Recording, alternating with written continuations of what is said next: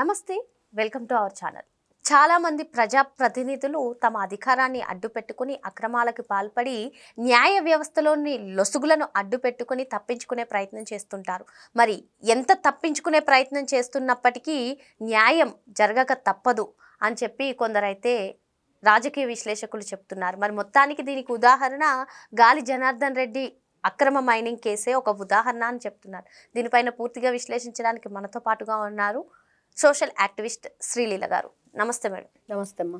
నిన్న ఓబులాపురం అక్రమ మైనింగ్ కేసులో తుది తీర్పు వెలువడింది. మరి మొత్తానికి 5గురిని దోషులుగా తేల్చింది నాంపల్లి సిబిఐ కోర్టు మేడం. మరి కేసు చాలా మందికి కూడా చెంపపెట్టుగా కనిపిస్తుంది. మరి మొత్తానికి ఎవరైతే అధికారాన్ని అడ్డుపెట్టుకుని అక్రమాలకు పాల్పడతారో వారందరికీ కూడా అతి త్వరలోనే శిక్ష పడుతుంది అని చెప్పి కూడా కొన్ని కథనాలు వినిపిస్తున్నాయి. మరి మొత్తానికి ఆంధ్రప్రదేశ్ మాజీ ముఖ్యమంత్రి జగన్మోహన్ రెడ్డి పైన ఉన్నటువంటి ఏవైతే కేసులు, అక్రమాస్తుల కేసులు కానివ్వండి, ఈడీ సిబిఐ కేసులు కానివ్వండి, ఇవి కూడా ఒక కొలిక్కు వస్తాయి. సో అక్రమాలకి పాల్పడినటువంటి ఏ ప్రజాప్రతినిధికైనా శిక్ష తప్పదు అని చెప్పి కూడా పలు వార్తలు వస్తున్నాయి. మీరేమంటారు? నిన్న ఏదైతే కోర్టు తీర్పు ఉందో నిజంగా న్యాయం గెలిచింది. ప్రజల పక్షాన న్యాయం నిలబడింది. ప్రజాప్రతినిధులుగా ఉండి ఏ విధంగా వీళ్ళు అక్రమంగా దోచుకున్నారో రాష్ట్రాన్ని. మరి గాలి జనార్దన్ రెడ్డి దేవుడిచ్చిన అన్నయ్య జగన్మోహన్ రెడ్డికి ఆ విషయం సాక్షాత్తు రాజశేఖర రెడ్డి గారే చెప్పారు. అన్నయ్య అడుగుజాడల్లో నడు అంటే నేను నడవను పరిగెత్తుతానని చెప్పేసి అన్నట్లుగా దోచుకోవటంలో, పంచుకోవటంలో, దాచుకోవటంలో జగన్మోహన్ రెడ్డి జనార్దన్ రెడ్డిని మించిపోయాడు. గాలి జనార్దన్ రెడ్డి ఇంటి పేరుని నిలబెట్టాడు ఆయన. వీళ్ళు చేసిన పనులు ఏ విధంగా ఉన్నాయి? ఇంటి పేరుని నిలబెట్టడం అంటే గాలి. ఏదన్నా మనం చెప్పుకుంటూ ఉంటాం, అన్ని గాలి కబుర్లు చెప్తుంటాడు రా వీడని, అలా అంటూ ఉంటారు కదా. ఆ విధంగా అనమాట చేసిన పనులన్నీ కూడా ఇట్లాంటి ఇన్లీగల్. ఇవన్నీ చెప్పుకుంటూ పోతే నిజంగా ఇలాంటివన్నీ కూడా వీళ్ళు చేస్తున్నా మళ్ళీ ప్రజాప్రతినిధులుగా ఎమ్మెల్యేలుగా ఎలా గెలుస్తున్నారు, ఎలా ప్రజల్లో మళ్ళీ ఉండగలుగుతున్నారు, మళ్ళీ ఏ విధంగా వాళ్ళని ప్రలోభాలకు గురి చేస్తున్నారు. మరి చూస్తుంటే మళ్ళీ జగన్మోహన్ రెడ్డి గారు ఏదో పాదయాత్ర చేస్తారు, 2.0 అని వస్తున్నాడు, ఒక బ్లూ బుక్లో రాయిపోతున్నాం. వాళ్ళ పాపాలు రాసుకోవాలి ఆ బ్లూ బుక్లో. ఏం చేస్తారు? చేసినవన్నీ కూడా ఎదవ పనులు అని ఈ రోజున ప్రజలు అంటున్నారు. లిటరల్లీ అదే. ఆ మాట అనొచ్చు అనకూడదు కానీ ప్రజలైతే అదే అంటున్నారు. మరి ప్రజలు అన్నమాట మనం చెప్పాల్సి వస్తుంది. వాళ్ళు ఏమంటున్నారంటే ఇట్లాంటి వాళ్ళని మేము ఎప్పుడూ చూడలేదు, ఇట్లాంటి ప్రజాప్రతినిధులను మేము ఎన్నుకొని 19 to 24 వరకు మేము ఒక రాక్షస పాలనలో ఎంత కృంగిపోయాం, కృషించిపోయాం, ఇంత భయంకరమైన రాజకీయాలు మేము ఇంకా ముందు చూడకూడదని కోరుకుంటున్నాము. కాబట్టి గాలి జనార్దన్ రెడ్డి విషయంలో కోర్టు ఇచ్చిన తీర్పు చాలా అమోఘంగా ఇచ్చింది. మేమందరం కూడా హర్షిస్తున్నాము, ఆనందం వ్యక్తం చేస్తున్నాము, దీపావళి పండుగ చేసుకోవాలనుకుంటున్నామని. మరి జగన్మోహన్ రెడ్డి గారు పదే పదే చెప్తారు, నేను 30 సంవత్సరాలు 3 సంవత్సరాలు పరిపాలిస్తాను, మళ్ళీ నేను ప్రజల్లోకి వస్తాను, మళ్ళీ ఇంకేదో చేస్తాను, మిమ్మల్ని కొంచెమే ముంచాను, ఈసారి పూర్తిగా ముంచేస్తానని. కానీ కొంతమంది కామెంట్లు ఏమైనా వస్తున్నాయి అంటే, మనం చూసాం జగన్మోహన్ రెడ్డి గారు జైలుకి వెళ్తే కనుక మళ్ళీ ఎప్పుడు తిరిగి వస్తారు అని అంటే, ఆయన ఎవరు కేఏ పాలంట, ఆయన సీఎం అయినప్పుడు ఈయన తిరిగి వచ్చి పిఎం అవుతాడంట. ఆయన సీఎం అయ్యేది ఎప్పుడు, ఈయన జైలు నుంచి వచ్చి పిఎం అయ్యేది ఎప్పుడు? ఇంత పెద్ద శిక్ష వేయాలి జగన్మోహన్ రెడ్డి 2.0 పాదయాత్ర కాదు జైలు యాత్ర చేయాలని ఏపీ ప్రజానికం అంతా కోరుకుంటుంది.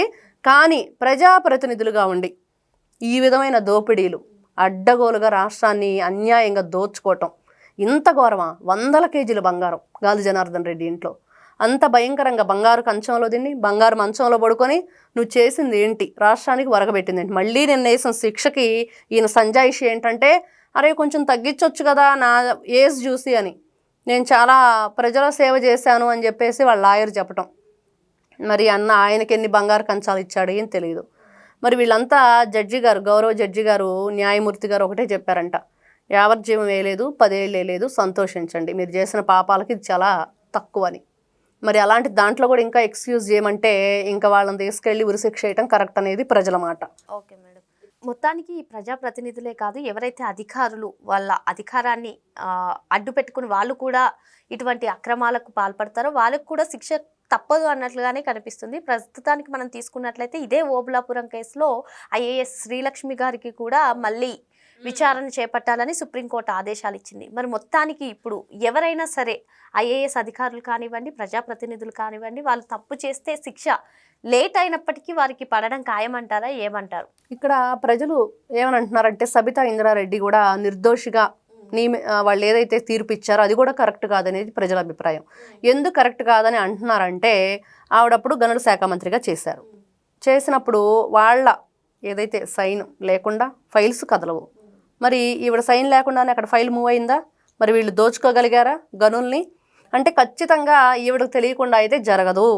మరి అదేవిధంగా మనం చూసుకుంటే వైఎస్ఆర్సీపీ పార్టీకి సంబంధించిన ఆల్లేని శ్రీనివాసరెడ్డి జనసేనలోకి వచ్చాక జనసేన పార్టీలోకి ఒక మాట చెప్పాడు.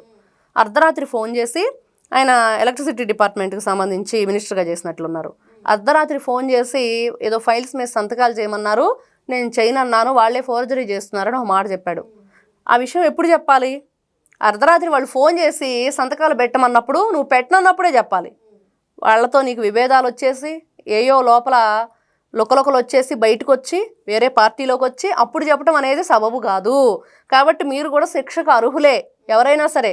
మరి అంతే అంటే ఏదో మొన్న మనం ఇదొకటి బెట్టింగ్ కేసుల్లో కూడా చూసాం. బెట్టింగ్ యాప్కి సంబంధించి ఆయన సినిమా నటుడు ప్రకాష్ రాజ్ కూడా నేను ఎప్పుడో దీన్ని ఖండించాను, ఈ మధ్యకాలంలో నాకు తెలిసింది ఇవన్నీ కూడా రాంగ్ అంట, మరి యూత్కి అంతా కూడా చెడుద్రోవ పట్టిస్తున్నాయి కాబట్టి నేను అట్లాంటివి చేయటం మానేశానని. మరి ఈ విషయం ఎప్పుడు చెప్పాలి? నువ్వు అసలు చేసినప్పుడు తప్పు కదా, నీకు ఎప్పుడు తెలిసిందో అప్పుడే చెప్పాలి. ఇప్పుడు బయటకు వచ్చిన తర్వాత కేసులు ఫైల్ అవుతున్నాయని తెలిసిన తర్వాత ఇప్పుడు చెప్పటం ఏంటి? అదేవిధంగా సబితా ఇంద్రారెడ్డి కూడా అదే కోవకు చెందుతుంది అని ప్రజలు అభిప్రాయపడుతున్నారు. ఇవన్నీ కూడా ఉదాహరణగా వాళ్ళ కామెంట్స్ కానీ వాళ్ళ అభిప్రాయం కానీ వెళ్ళబుచ్చుతున్నారు. అంటే వీళ్ళు ప్రజాప్రతినిధులుగా ఉండి అక్కడ ఉన్న దానికి సంబంధించిన గనుల శాఖ మంత్రిగా ఉండి మరి నీకు తెలియకుండా ఇవన్నీ జరిగినాయా? ఖచ్చితంగా ఆవిడ మీద కూడా సిబిఐ వాళ్ళు విచారణ చేపట్టండి అని. మరి మొన్న చూస్తే ఇప్పుడు మీరు అంటున్నట్టుగా ఐఏఎస్ శ్రీలక్ష్మి, మరి ఆవిడ మీద ఉన్న అభియోగాలు ఆరోపణలు మళ్ళీ సుప్రీంకోర్టు గట్టిగా చెప్పింది 3 నెలల్లో నివేదిక సమర్పించాలి అని. మరి వీళ్ళంతా 3 సంవత్సరాలు ఆవిడ జైలు శిక్ష అనుభవించి వచ్చిన తర్వాత ఏం చేసిందంటే జగన్మోహన్ రెడ్డి గారి దగ్గర చేరింది. మరి ఆవిడ కీలక పాత్ర పోషించింది అమరావతి రైతుల విషయంలో కానీ ఇంకొకటి కానీ. ఇవన్నీ ఒక్కొక్కటిగా చూస్తూ ఉంటే మనకి వీళ్ళు ప్రజాప్రతినిధులుగా ఉండి లేకపోతే ఏదైతే మనం చూసాం శాంతి భద్రతలను కాపాడే వ్యక్తులుగా ఉండి ఒక పోలీసు యూనిఫామ్ వేసుకొని ఐఏఎస్ల ఐపీఎస్ల హోదాల్లో ఉండో వీళ్ళు చేసింది ఏంటి అంటే అక్రమాలకి అన్యాయాలకి వీళ్ళు అండగా నిలబడ్డారు. కాబట్టి ఇట్లాంటి వాళ్ళని ఎప్పుడు కూడా క్షమించేది లేదు అనేది ఈ రోజున కోర్టు తీర్పుతో రావటం అనేది ప్రజలందరూ కూడా హర్షిస్తున్న విషయం. మరి మొత్తానికి ప్రజాప్రతినిధులు కానివ్వండి, అధికారులు కానివ్వండి, ఎవరైనా సరే వారు చేసిన అక్రమాలకి శిక్ష పడడం ఖాయమని, ఆలస్యమైనా సరే న్యాయమే గెలుస్తుందని చెప్పి మేడం చెప్తున్నారు. Thank you. నమస్తే.